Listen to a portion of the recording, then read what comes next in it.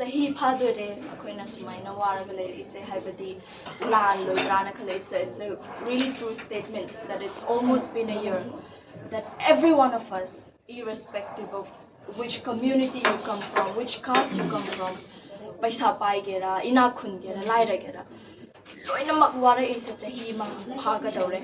And honestly, aikoigi youth singda ngasi leiriba wakhalon se I can say 80% the negativity na thalle haibada la loidra haina khalle.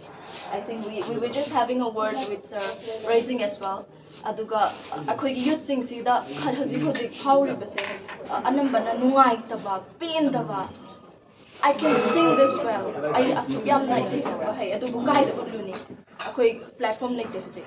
I hozik example miss India thokninge kai da thoni paisa leite platform naite hozik haibagi nungai taba adagi pain taba this regret mayam ama leiraga leiriba lamdam amanina sumaina kitang ka yamna big abasu big na light much amatang oigadoino. This is going to be a kind of like a flashlight akoigi youth sing tadi kitang dang oirs mangal ama oidoineba sumaina sinbiraga kaino akoigi tangkhul seng hairaga diba akoigi sir hoina su initiative laubiraga akoi Manipur pumba se pulap chingsallaga sumaina sinbiba se it's a very good step.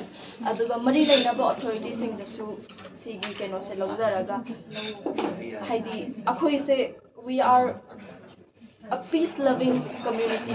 Haibase la loiba Manipur pumba se loinama peace loving community ngaftani aduguna yaragadi you know seeing exactly government of Manipur authority haitare mari lainaba singna peace se akoi gi khutta amuktanga please sinabiyu haibase sidang haijage.